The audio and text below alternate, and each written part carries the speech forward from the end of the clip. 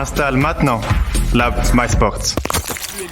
C'est parti pour ce derby lémanique avec un premier puck lausannois, le tir de... pour aller changer. Salomaki, la déviation, c'est but pour Cody Almond. Mayer surpris par cette déviation, il n'y aura donc pas de supériorité pour les Lausannois. Un but à 6 contre 5 à la 11e minute. Cody Almond fait un petit coucou à ses anciens coéquipiers. Lui qui a été genevois de 2012 à 2019. Il y a un tout petit espace dont profite Cody Almond. Rappelant, Tom Ernest très bien placé, il préfère la passe pour Ovitu. Ovitu qui glisse le puck sous le gardien Lauri Cannon. Et c'est déjà l'égalisation 11-05. Ça veut dire qu'il aura fallu 49 secondes. 18, 7, 11. Johan Ovitu pour son premier but sous les couleurs genevoises. Lui qui avait dans un premier temps un contrat jusqu'au 15 février. Mais le caviar de Tom Ernest une fois encore. Il ne manque jamais une occasion de faire parler de lui, Henrik Tom Ernest. Dans la main d'Antonietti. Tom Ernest en position d'attaquant, la déviation, oh quelle belle déviation de Cavalieri. Et on va probablement aller chercher le puck dans le but parce que c'est le premier but de Christophe Cavalieri en National League. C'est bien cela. Ce sera un moment qu'il n'est pas prêt d'oublier, le centre du 4e bloc. 15 minutes et 36 secondes. Christophe Cavalieri pour son premier but. Cavalieri, âgé de 21 ans.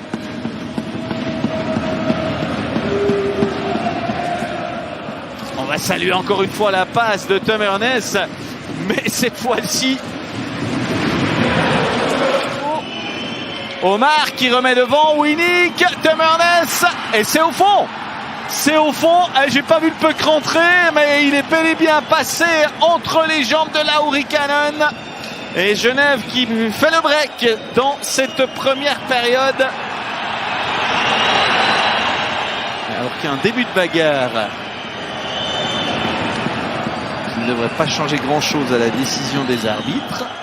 On va revoir Artikainen, Omar, Winnick, Tom Ernest.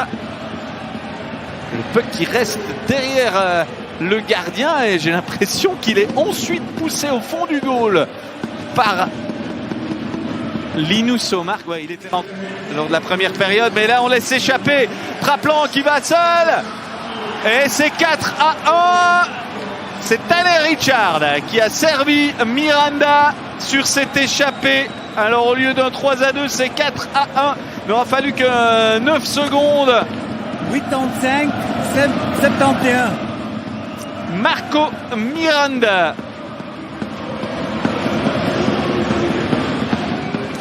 qui marque son deuxième but de la saison en infériorité numérique.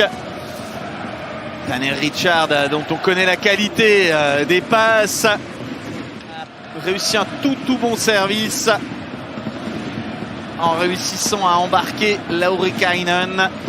Miranda pour le 4-1, on va changer de gardien à la mi-match. Mayer n'est pas revenu, Mayer n'est pas là, c'est Desclous qui est devant le filet. Voilà la surprise du chef. Alors, j'attendais. Belle passe transversale là, Pouliot.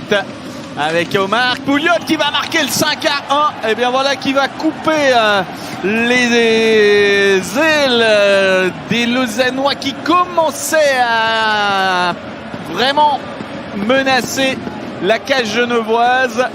Marc-Antoine Pouliot et Genève et qui fait preuve d'un réalisme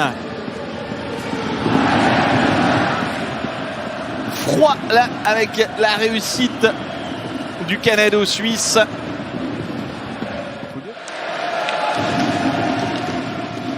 Temernes, le tir et but, le doublé pour le capitaine.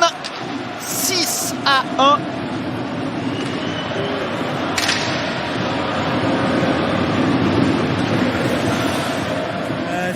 Nouveau but en supériorité numérique avec un maître tir d'Henrik Temernes qui a profité d'un gardien voilé par la présence de nombreux joueurs.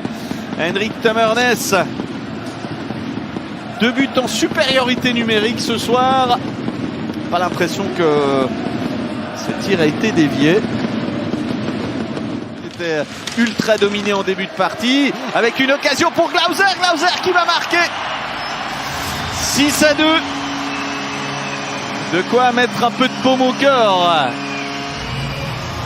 à cette patinoire pleine.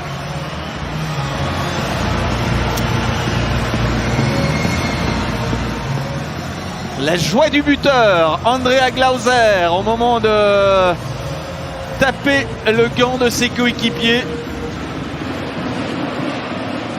Alors évidemment, à 6-2, quand on perd un derby comme ça, on n'a pas de quoi